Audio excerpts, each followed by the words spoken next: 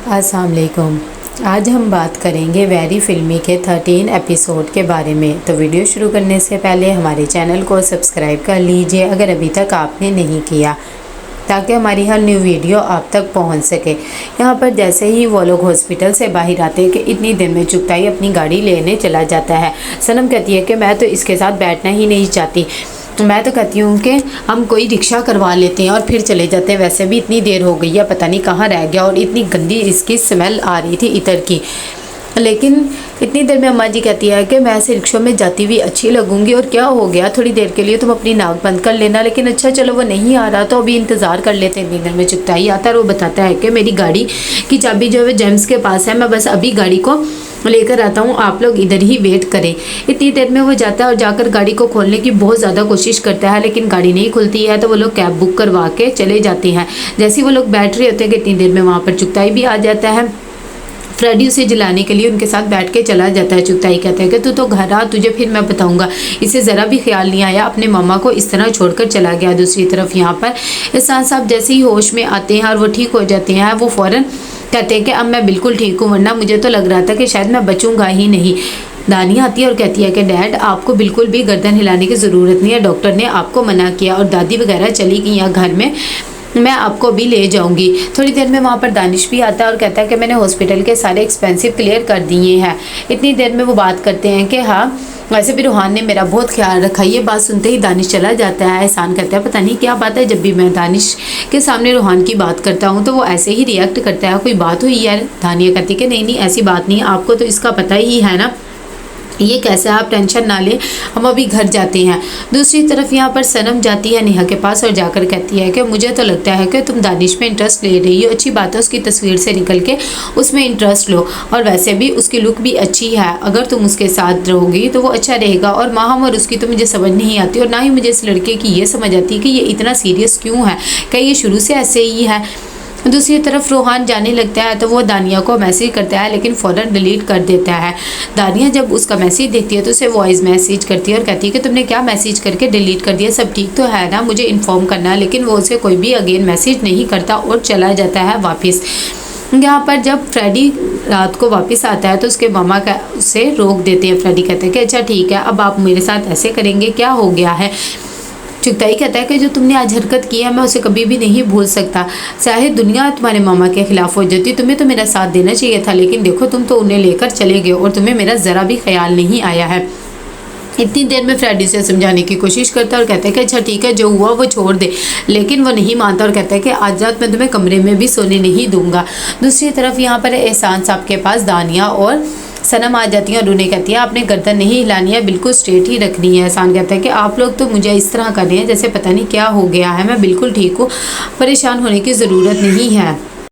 सनम और दानिया कहती हैं कि हमें बताया है कि आप बिल्कुल ठीक है, लेकिन डॉक्टर ने आपको गर्दन हिलाने से मना किया, तो आप बिल्कुल ऐसे ही रहें। थोड़ी देर में फ्रेडी आ जाता है और आकर सनम को एक इतर की बोतल देते हैं और कहता है कि ये मामा जी ने आपके लिए भेजी, और कह रहे थे कि अंगूठी कब लेकर आऊँ। ये बात सुनकर सनम को बहुत ज़्यादा गुस्सा आ जाता है और वो इतर की बोतल तो पकड़ लेती है और कहती है कि अंगूठी का उन्हें को मैं खुद ही जवाब दे दूँगी। यहाँ पर फ्रेडी जैसे ही अंदर जाता है उसका आमना सामना दानिश से हो जाता है। वो उसे सलाम दुआ करता है और कहता है कि अब तो हम बिज़नेस पार्टनर बन गए हैं, आप वैसे ही अकेले आए हैं, आज माहम नहीं आई है, मैं तो बस ये पूछना चाह रहा था क्योंकि वो मेरी बिज़नेस पार्टनर है। लेकिन दानिश कहता है कि मुझे जो फ़ंड आना था तुर्की से वो नहीं आया, इसीलिए अब हमारा कोई बिज़नेस नहीं होगा और ना ही हमारी कोई डील होगी। दूसरी तरफ यहाँ पर फ्रेडी सारी लाइट घर की बंद करके चला जाता है। चुगताई बेचारा गर्मी में सड़ रहा होता है और फ्रेडी पे से बहुत ज़्यादा गुस्सा आ रहा होता है कि इतनी देर में सनम फ़ोन करती है और कहती है कि ये जो इतर की शीशी भेजी है और जो अंगूठी का कह रहे थे ना, ये इतर की शीशी अपने कफन दफन में रखना और अंगूठी अपने गले में बांध लेना। ये बात सुनकर चुगताई हैरान हो जाता है और कहता है कि मैंने तो ऐसा कुछ भी नहीं भेजा, आप किस तरह की बातें कर रही हैं। सनम उसे बहुत ज़्यादा बातें सुनाती है और फ़ोन रख देती है। दूसरी तरफ यहाँ पर दानिश जब घर वापस आता है तो उसका मूड बहुत ज़्यादा ख़राब होता है। उसकी बहन उसे समझाने की बहुत ज़्यादा कोशिश करती है, लेकिन वो नहीं मानता है।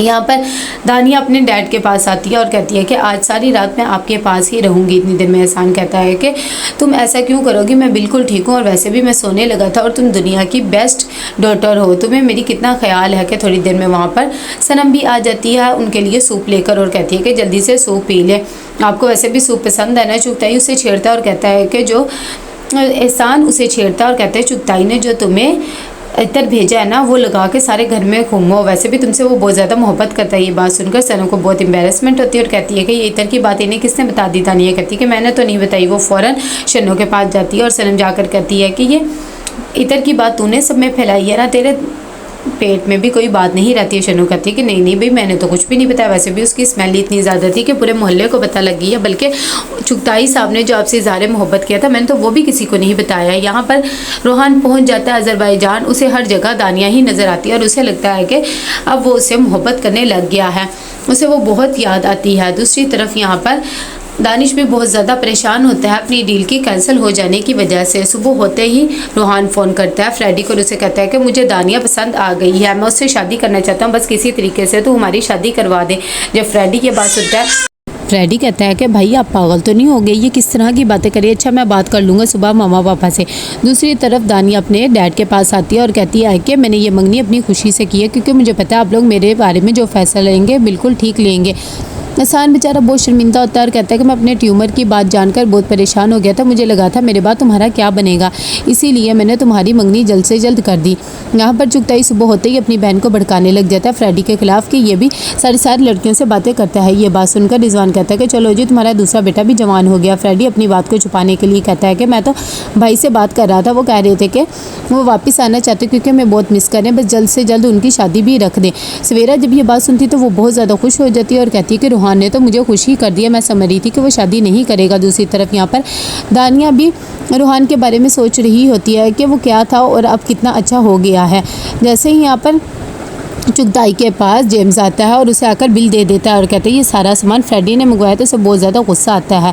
दानिश का मूड भी बहुत ख़राब होता है, उसकी बहन उसे समझाने की कोशिश करती है लेकिन वो नहीं मानता और बार बार माहम की कॉल को इग्नोर करता है। यहाँ पर फ्रेडी पहुँच जाता है माहम के घर और उसे कहता है कि मैं आज आपके साथ ऑफिस जाने के लिए आया हूँ, आज नहीं तो कहीं कॉफ़ी पीने चलते हैं। माहम कहती है कि फ़िलहाल तो मुझे ऑफिस नहीं जाना है, मैं दानिश के घर जा रही हूँ और तुम ये क्या फ्लर्ट करते रहते हो, मेरे वैसे भी डैड तुमसे मिलना चाहते हैं।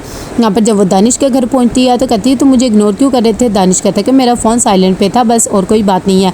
उसकी बहन कहती है कि तुम्हें तो पता है इसका मूड आजकल ख़राब है। यहाँ पर एहसान आता है क्योंकि डॉक्टर ने उसे कह दिया था कि अब आप चल फिर सकते हैं और गर्दन भी हिला सकते हैं तभी, लेकिन फिर भी दानिया बहुत ज़्यादा परेशान होती है और कहती है कि डैड आपको ये सब करने की ज़रूरत नहीं, और सनम भी मना करती है लेकिन वो किसी की बात नहीं सुनता। इतनी देर में दानिया सनम को कहती है कि आप घर ही रहना, मैं सिर्फ दानिश के घर जा रही हूँ, मुझे एक ज़रूरी काम है। कि थोड़ी देर में रोहान की कॉल आ जाती है और वो कहती है कि मैं तुम्हें बताए बगैर इस तरह आ गया, इसीलिए मैं तुमसे बात करना चाहता था, लगता है तुम कहीं जा रही हो। दानिया कहती है कि हाँ मैं दानिश के घर जा रही हूँ। तो कैसा लगा आपको एपिसोड, लाइक शेयर करके लाजमी बताइएगा। अल्लाह हाफिज़।